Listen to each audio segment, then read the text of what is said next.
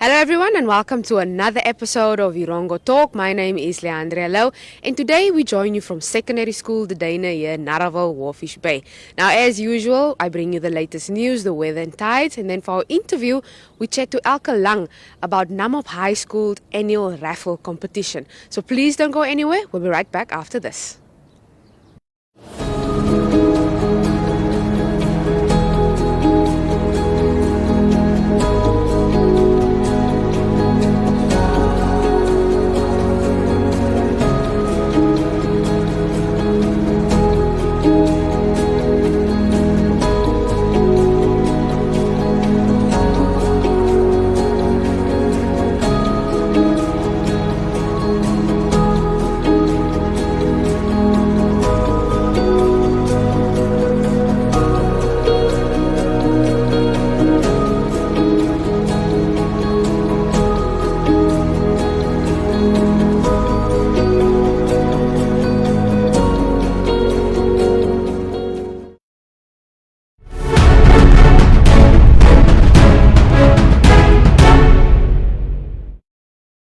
And now it's time for your news here from the Duine Secondary School in Walvis Bay. Now, the Namibia Students Financial Assistance Fund has called on former students who owe the public institution money to pay it back to secure funding for new applications.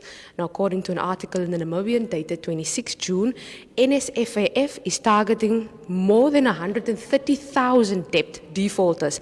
Now, according to NSFAF's Chief Human of Capital and Corporate Affairs, Holavi Hamwele, paying back the loan ensures that NSFAF can fund new students, making it less reliant on treasury funding. But head on over to our website, that's www.erongo.com.na, to read more about the grade 11 point structure. Now, furthermore, some 100 kilometers southeast of the coastal town of Walvis Bay lies the Kobabeb Desert Research Station on the northern bank of the Quisib River.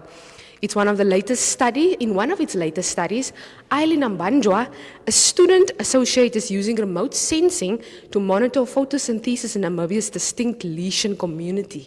Now, lichens are a complex life form that is symbiotic partnerships of two separate organisms, a fungus and algae.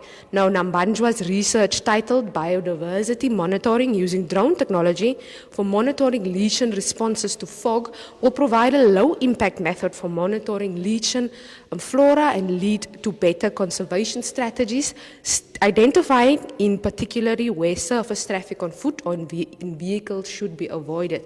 But read more on our website, that's www.erongo.com.na, about the challenges they have faced. And then finally, a local physiotherapist based in Walvis Bay, Anamar Creer, recently accompanied Team Namibia to the 2020 Tokyo Olympics. Now, Kruger says that her experience in Japan was totally different compared to that of Rio 2016 Games, as this time she was part of history.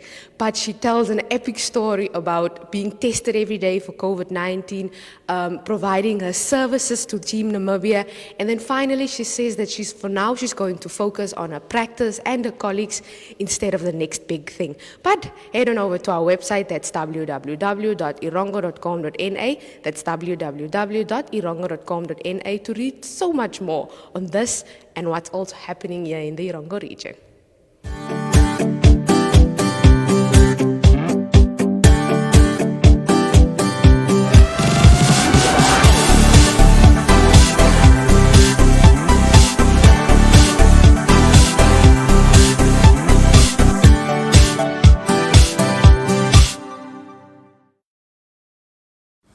Joining us today is Ms. Elke Lang. She is a member of Namib High's raffle committee and also a teacher at the school. Hi, Ms. Lang, how are you doing? Hi, I'm fine. How are you?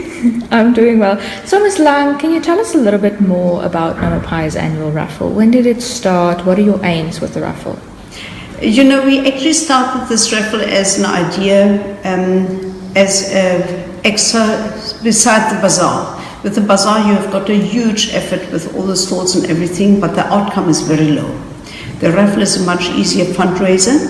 It started in 2017, where we actually were struggling. We didn't plan for bazaar, and suddenly we were confronted with severe financial restrictions with our school, And then I came up with the idea and said, why don't we do a raffle instead of a bazaar? It's much easier, it's much convenient. People can sell their raffle tickets at their own time, and the outcome was quite astounding. We had in that year something like over 200,000 that we, just in the spec of time of 2 or 3 months, that we actually gained for the school, which came as a huge assistance because we had private teachers which we had to pay, which also assisted with teaching. We had a lot of photocopies papers that we had to buy, school books that we had to finance, and of course some of the funds go into the renovations of the buildings. And then, Ms. Lang, how your sales looked in the past 3 or 4 years that you've been holding? Yes, as I said, above 200,000. And then when Corona struck us last year, we had only half of the income of the sales of the raffle tickets. Everybody struggled. The good thing was the prizes that we received were still quite amazing, and all the people that contributed all the previous years also contributed again, although they had a lot of distress with the Corona restrictions, like the lodges, but they still said we are going to fund and support Namib High School. So how does this loss of income affect the school? We had to find other ways and means to support the school. We had to go back to the community and try to get funds from people who are interested in the school. Some of us supported, some of the people, not us, the people supported, but it was quite difficult. You know, we cannot actually give to the learners what we wanted to do in the past, like outings, like support of learners who cannot afford it, that they can come along on outings. These fell back. But the education still is on a very high standard, in spite of. And then, Ms. Lang, what are your future plans for this raffle? Obviously, nothing is ever meant to be stagnant. What do you plan for the future of this raffle? If I am allowed to stay on the school, you know, I'm turning 60 years old now, and actually the government wants to make teachers who turn 60 redundant and put them on pension. You see, I'm not old, and I want to stay, and I want to give my input. But for me it is, if I can stand, if I may stay, that I still go on with this endeavor, and it would be absolutely fabulous if the people just saw my vision for the education of the children. It doesn't stop when you are done with school. It goes on, because the grandchildren are also coming. The children, when they are done, they also will have children one day. And I would love the school building to stay as pleasant as it is, and also that the education goes on like it was.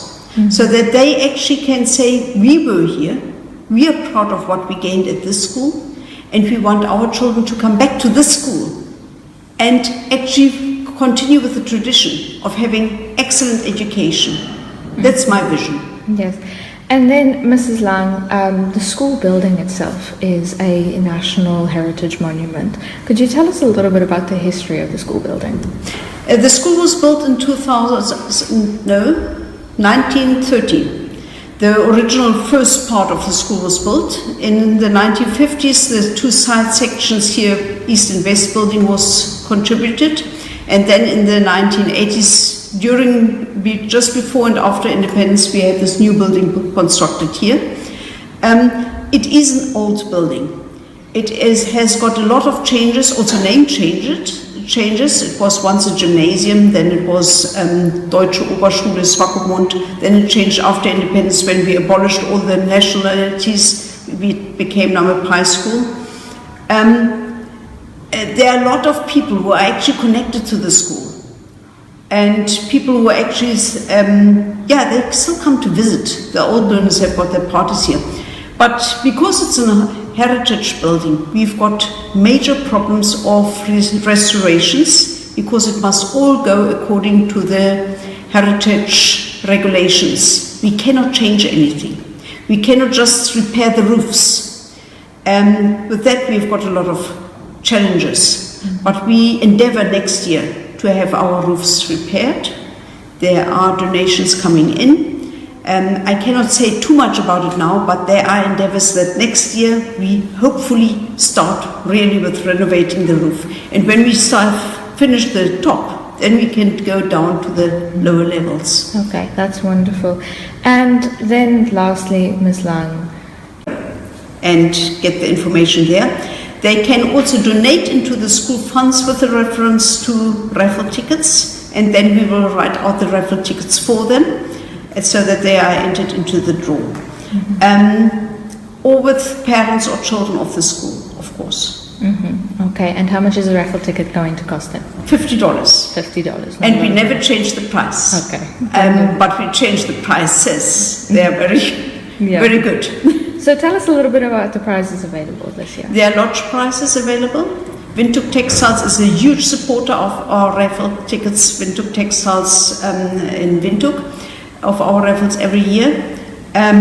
Certain companies here in Swakopmund, some are already traditionally part of our raffle draws. So there are a lot of interests. Okay, wonderful. Also cash prizes, of course. Wonderful. Thank you, Ms. Lang.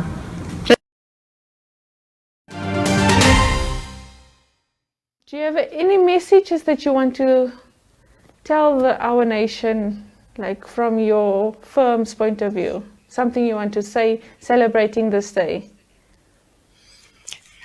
Yes, I just want to give you a short message regarding the Humanitarian Day.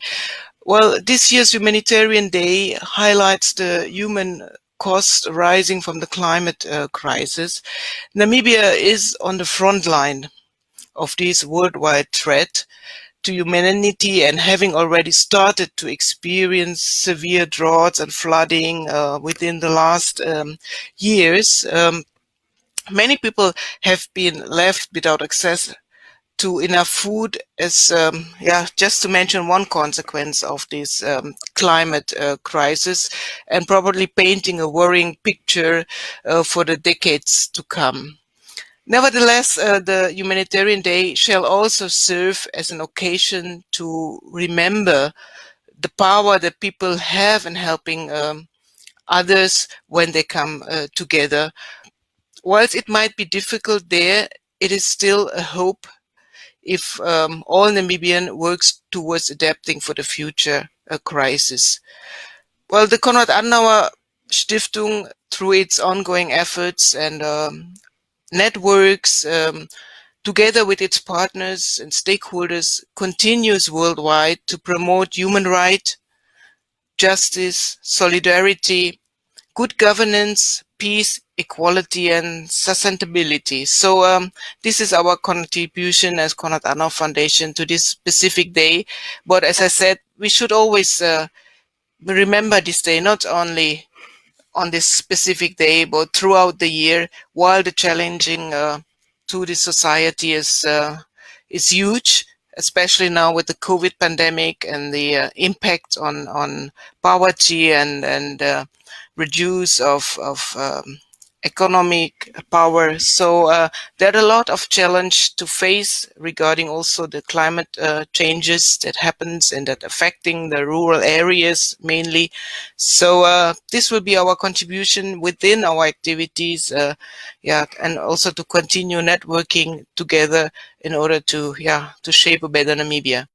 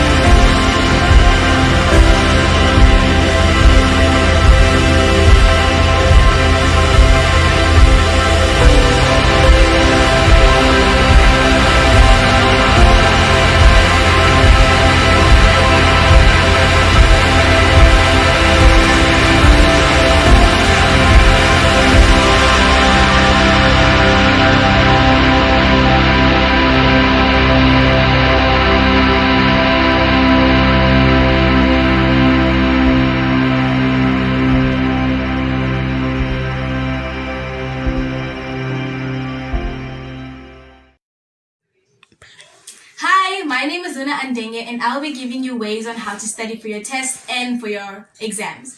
Number 1, do not study for 10 hours straight. Instead, divide your study time into sections. Example, study for 30 minutes, take a break, 30 minutes, take a break, 30 minutes, or you can do 10 minutes, or you can do 15 minutes. It all depends on you, but just divide your study time. And also, do not just read through highlights and your notes. Use flashcards instead, because reading through your highlights will actually cause you not to understand what you're reading and just memorizing, which is not really that important, and you can forget the information. Instead, use flashcards by writing the question on one side and then your answer on the other side. That is very, very effective. And also use practice tests. Having practice tests is very important, because then you become confident in yourself and you know, okay, this part I don't understand and this part I understand. So now you can focus on the parts that you got wrong instead of the parts that you already know, which is wasting a lot of time.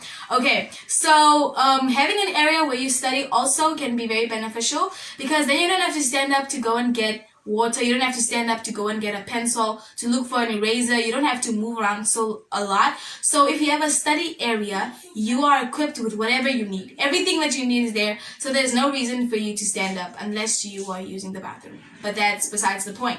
Okay, and also having a study timetable, because if you have a study timetable, you know when to study what. So now you can figure out, okay, this week I have to study for this subject, and then I have to study for this subject. So then you can put out a study timetable, and then you know what to study and when to study. And you should also be obedient to your study timetable. So even if you have a television show that you must watch, study, because your timetable says that you need to study. Okay, the last one is put away the distractions. Guys, put away the phones, put away the remote, put everything away that causes distractions. Because if you're distracted, you're not going to go back and study, but you're going to be on your phone, scrolling through Instagram, Snapchat, I don't know, but you're going to be on your phone. So put away the distractions until you're done. And I also hope that you get all the best marks in your exams and your tests.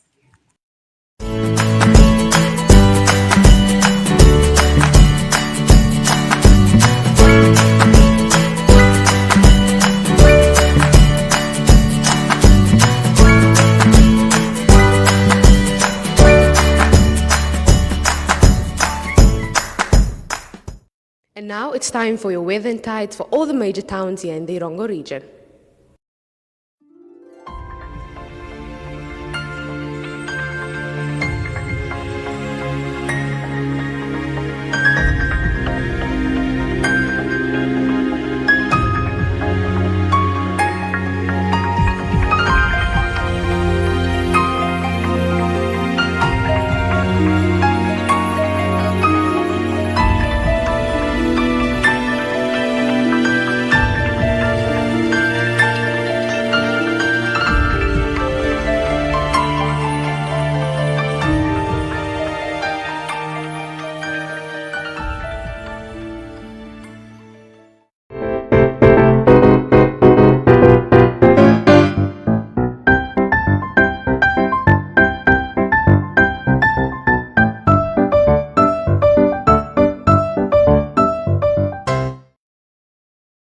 Unfortunately, that brings us to the end of today's episode of Erongo Talk, but head on over to our website. That's www.erongo.com.na. That's www.erongo.com.na. You can also follow us on Facebook, Twitter, and on Instagram, and you can get in contact with us at 0811 7040. That's 0811 7040 to let us know what's happening in your town or send us some news tips. So, until tomorrow, it's bye for now. Bye!